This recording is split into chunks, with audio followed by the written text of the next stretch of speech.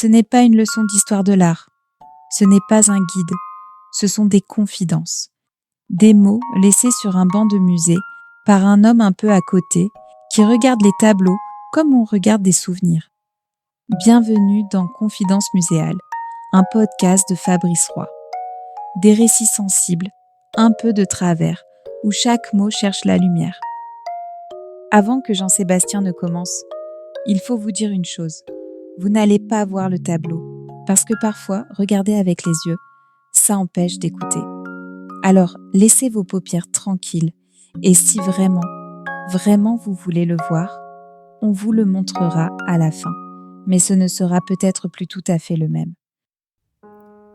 Ce n'est pas dans un musée que j'ai rencontré ce tableau, ni dans une galerie confidentielle, ni même dans un livre d'art emprunté à la bibliothèque municipale.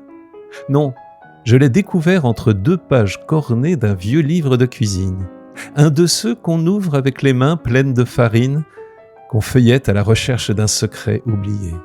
Celui-là traînait dans le fond du buffet d'Emma, coincé entre le moule à madeleine et un sachet d'amandes périmées. Le titre, en lettres un peu fanées, « Dessert d'autrefois ». Je l'ai ouvert au hasard à la page 112, et là, entre la liste des ingrédients et le paragraphe sur le blondissement lent des coins au four, une reproduction en couleur d'un tableau de Paul Cézanne, pas plus grande qu'une carte postale. Là, devant moi, sur une assiette légèrement creusée, une poire un peu avachie posée de travers. Par-dessus elle, une pomme ronde et impérieuse, comme une duchesse en équilibre. À droite, une autre pomme, un peu plus modeste, joue contre joue avec sa consoeur. Et à l'arrière, entre deux zones d'ombre, un croissant de coin, presque lunaire, vert mat, courbé, discret, comme un fruit qui s'excuse d'être là.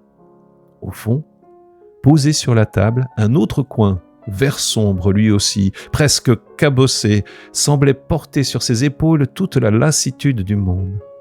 Les pommes s'arrondissaient avec application, comme si elles cherchaient à séduire sans trop en faire. Et cette poire, penchée, effacée, mais lumineuse, la discrète du groupe, celle qu'on oublie toujours jusqu'au dessert. Tout reposait sur une assiette bancale posée sur une table en apnée. Et derrière, rien. Pas de rideau, pas de vase, pas d'alibi, juste un mur délavé, presque repentant. Les ombres sont tissées comme des soupirs, les contours floutés par la main d'un homme qui regarde plus qu'il ne reproduit. Emma n'aimait pas les coins. Elle disait « Ça sent bon, mais ça se mange mal ». Elle les trouvait prétentieux, les coins. Durs, granuleux, exigeants, il fallait les cuire longtemps, les cajoler avec du sucre et du citron, les surveiller comme des enfants fiévreux. Mais elle les mettait quand même dans sa tarte aux pommes, juste pour le parfum, disait-elle. Et aussi, je crois, pour me faire plaisir. Ces tartes étaient des pièces de théâtre silencieuses. Pâte fine, pommes en éventail, coins rôtis à cœur, une cuillère de gelée d'abricot à la fin. Et toujours ce petit soupir qu'elle poussait à la sortie du four, un soupir entre la gratitude et le regret, comme si elle saluait un acteur qu'on ne reverrait pas. En voyant cette assiette fruitière signée Cézanne, tout m'est remonté à la gorge. Je n'ai pas refermé le livre, je l'ai posé sur la table et j'ai regardé longtemps la reproduction, plus réelle encore qu'un souvenir. Cézanne était du genre obstiné. Il voulait que la peinture tienne debout comme une cathédrale. Très tôt, il s'était retiré du monde et peignait lentement, avec une rigueur d'horloger, les mêmes objets encore et encore. Ce n'était pas un bavard, Cézanne. Il avait la moustache inquiète et le pinceau têtu. Il peignait les fruits comme d'autres prient, lentement, obstinément, sans attendre de miracle, mais en espérant quand même une réponse.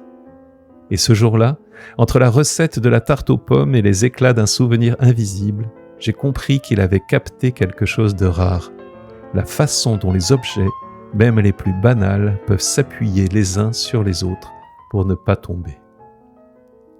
Ces natures mortes sont des battements de silence, des méditations sur ce qui tient encore debout quand tout le reste vacille. Elles ne cherchent pas l'effet, elles cherchent l'équilibre. Chaque fruit y est pesé, posé, reposé, comme une pensée lente qui s'installe, un coin, une poire, une pomme, et tout devient monde.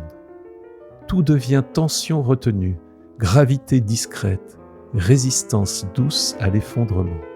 Et ce qui est bouleversant, c'est que ce même Cézanne, le peintre des assiettes immobiles et des fruits appuyés, peignait aussi la montagne Sainte-Victoire, une masse, une élévation, une déchirure presque abstraite de pins et de roches, peinte des dizaines de fois, en toute saison, par tous les vents.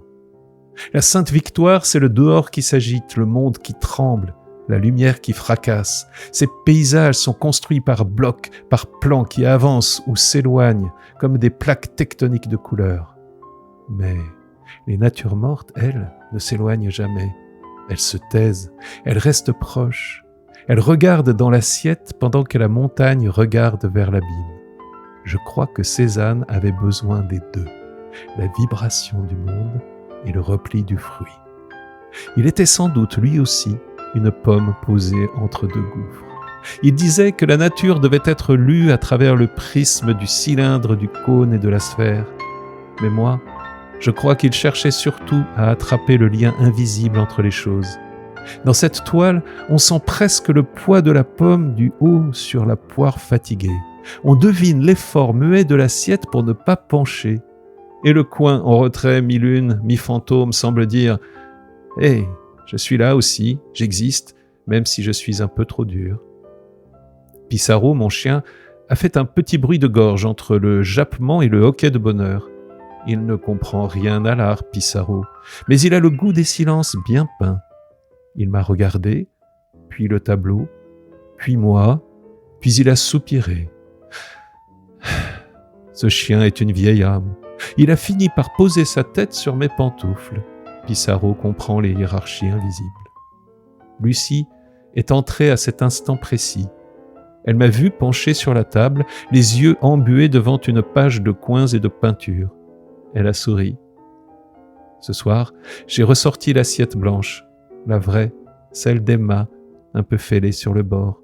J'y ai posé 2 pommes, une pêche, 2 prunes. On fait avec ce qu'on a. Pissarro les a regardées avec respect. Moi, j'ai soufflé doucement sur les fruits pour qu'ils tiennent, pour qu'ils restent ensemble, pour qu'ils continuent à faire tableau, même dans ma cuisine. Carnet de Lucie, mercredi, 18h12, écriture au crayon rose. Papa, j'ai regardé le tableau avec toi, même si tu ne t'en es pas rendu compte. J'aime la poire en bas, elle a l'air fatiguée, mais elle tient quand même. Et j'aime que la pomme du haut compte sur elle. Ça me fait penser à toi. Lucie. Post-scriptum. Demain, je ferai une tarte aux pommes et aux coins. Sans coin.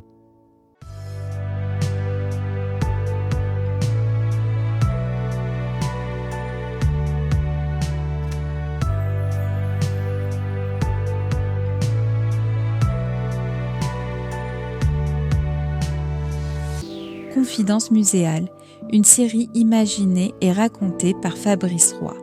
Musique composée par Gabriel Fauré. Pour suivre les prochaines confidences, abonnez-vous.